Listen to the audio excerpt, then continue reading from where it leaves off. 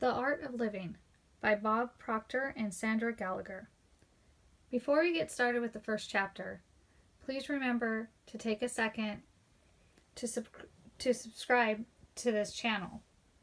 This way you'll be notified when I post the second chapter. Whatever it is, you can get it. Reclaiming the Power of the Mind, Class 1. I was on a coaching call yesterday, and at that point, I said, 100 years from now, maybe even sooner than that, people are going to look back and consider what we do with children to be criminal activity. They really will. It will be a criminal activity. Stop and think of the freedom a child has when he is small. Just a little tiny baby. His imagination takes him wherever he wants to go. Children live in a phenomenal world where they can do anything they want. They can become pilots. They can be tightrope walkers. They can walk straight across Niagara Falls and have no problem at all. It's done right there in their marvelous minds. Then we send kids to school, and that fantastic creative process is suddenly a bad thing. The children's imagination is called not paying attention. Drifting off into the glorious realm of imagination for a few moments elicits a swift, "What are you doing?" from a teacher. It's a punishable offense. And those punishments are very effective. You beat a little kid up a couple of times for doing something, and guess what? They'll stop doing it. So instead of being praised or encouraged to develop their imagination, an incredible mental faculty, they're made to virtually shut it down completely. The late Stellar Alder, a fantastic acting coach, said, "Grown-ups take the life out of things. It's better to make things up, to use the imagination than to kill them." I couldn't agree more. So now, here we are as adults paying thousands of dollars, taking days off work or away from home just to learn how to use our imaginations again. But we have to. We have to all get back to the place of being able to access that phenomenal power, because everything made of man that you see is nothing but the physical manifestation of somebody's imagination. That's what everything in your field of view inside this room right now is. I used to have an office in Bayview Avenue in Toronto. We have a cleaning business where we clean offices. That's how I started washing floors. One day I thought we should get a car phone. So we got a car phone, and we put a supervisor on the road, and he would go around supervising all the cleaners, and I could get him on the phone. We had to mount ski racks on the top of his car to hold the aerials up so that we might be able to get him, because we were only half a dozen channels on the phone, and it didn't work very well. Today, of course, there are millions of lines open. Millions. We all have one, and we're all communicating with another person on their frequency. How did this happen? Someone imagined it, that's how. If I took your picture right now, I could see it to anyone. I can send it to anyone, anywhere in the world. All I have to do is hit send and bang. It's immediately 100% present in all places at the same time. If you're in, if you were in San Francisco, you'd get it. If you were in Shanghai, you'd get the picture. If you were in Chicago, you'd get the picture. Why? Because the picture is everywhere. The only thing that makes it materialize is something that resonates with us. Your number, boom, you've got it. A thought is just the same as that picture. The only thing that stops a thought is that which resonates the thought. We can communicate telepathically with anyone, anywhere in the world, and we're doing it all the time. We just don't know we're doing it. Why? Because nobody taught us what we're doing, and so we grew up ignorant. Think about this. When a little squirrel is born, nobody has to fend for it. The little squirrel runs up and down the trees right away. It'll look for nuts. It'll find something. It feeds itself. A little human baby, on the other hand, will die if you don't look after him or her. You see, the little squirrel operates by instinct, which is perfect. The squirrel is totally at home in its environment. We are totally disorientated in ours. Why? Because even though we're being given the mental faculties to create our own environment, we don't do it. Why don't we do it? Because we're told, "That's silly, grow up. That's not realistic. Who do you think you are?" All that jazz. So here We've got human beings with marvelous minds, and they're struggling, thinking they are stuck with the conditions or circumstances that they're surrounded by. I'd like to do it, but I can't, because whatever follows because is a circumstance, and they become subservient to the circumstances. The circumstances become their version of God, and they do what their perception of the circumstances dictates. They don't even try to come up with a better way. You're here to learn how to create multiple sources of income so that you can have financial freedom. Now I know you may be thinking, oh, I couldn't do that. Why couldn't you do that? Because I've never done that. Can you imagine if you didn't learn to do things that you've never done?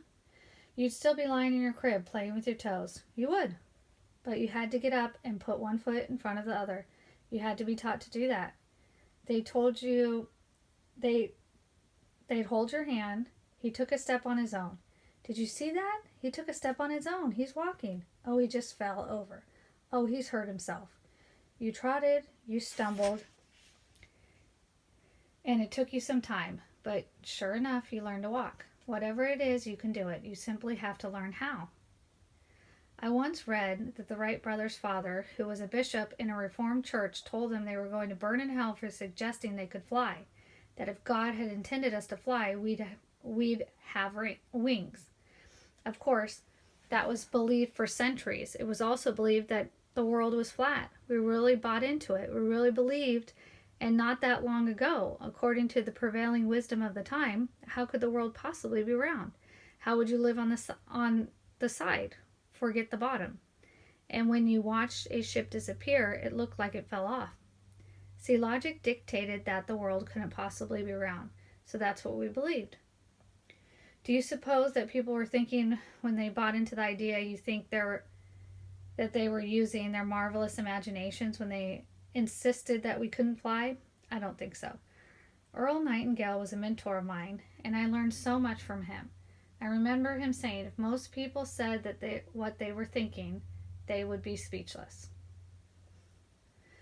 You'll find people competing with people. There's somebody that they don't even like, and they're competing. I'm going to beat her. For what? Why would you spend any time thinking of her? She's not even a nice person. Why would you spend any time thinking about that person? And if you're going to think about her, just see the good qualities in her. Because if you don't, you're putting yourself in a bad vibration. A lot of people are nervous when meeting me. I find that amusing.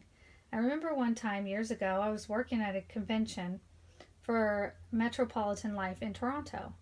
There were many people at this convention. I saw this one guy, he would walk toward me and then he would go away. Walk toward me and then go away. He was nervous about meeting me. It was fairly obvious.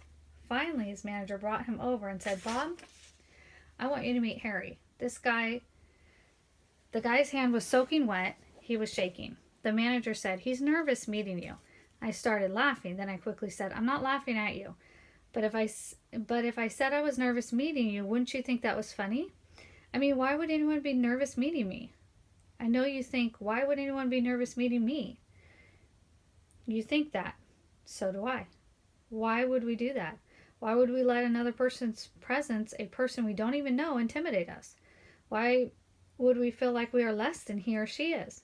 Why would we shrink mentally? We have to be trained to do that. We weren't born that way. But listen, we're big boys and girls now. We have the ability to think, so let's start thinking of what we really want to do. Let's get rid of the idea of what we have to do. You don't have to do anything. You'll say, well, you have to breathe. No, you could put a plastic bag over your head and finish it. You could, well, you have to pay taxes. No, you don't. You don't. You can go to jail. You can go to a tax-free zone. You don't have to pay taxes. You don't have to do anything. You know what we've got to get straight in our head? We choose to do everything that we do. Viktor Franklin, a Vietnamese Jewish psychiatrist who was sent to Germany concentration camp during the Second World War, wrote a book called Man's Search for Meaning. Quite a good book. In it, he said that regardless of the intellectual or physiological abuse he was subjected to in the camp, no one could cause him to think something he didn't want to think. The same is true of our actions. We choose everything that we do. She made me do it. Oh no, no, no, no, no. She didn't make you do anything. There might have been a little war if you decided not to do it. The alternative might have been uncomfortable, but she didn't make you do it. You chose to. We've got to take responsibility for what we are doing. We've got to take responsibility for our life. Here's the point. When you go to do something that you have never done, there are going to be all kinds of crazy things going on inside of you. There's going to be that little voice inside that talks to you and says, "Who do you think you are? You can't do that. You couldn't possibly be there at 9 a.m. You've got to be here at 9 a.m. You've got to do this and that." Little voice inside frequently wins the conversation. It turns into a battle, and more often than that, the little voice inside wins it. So when a person doesn't make the call, they don't ask anyone to buy a $100,000 policy. Then down the road they say, well, it wouldn't have worked anyways. That's not going to make a difference. Some people can't afford that. Nonsense. People can afford whatever they want. If you go home and go through your house, you'll see all kinds of stuff full that you don't need. You bought it because you wanted it, and then you really want something, you will always get whatever is required to have it. Always. That is absolute law of your being. When you make a decision, you flip your brain into a different frequency. You begin to attract whatever it is on that frequency. Now, if you understand this, it makes everything a little easier. It makes it a lot better. If you don't understand it, it's because it's fairly difficult. So we're going to try and understand it. To do that, I think it would be helpful for you to know where I come from. I want to share with you how this all started.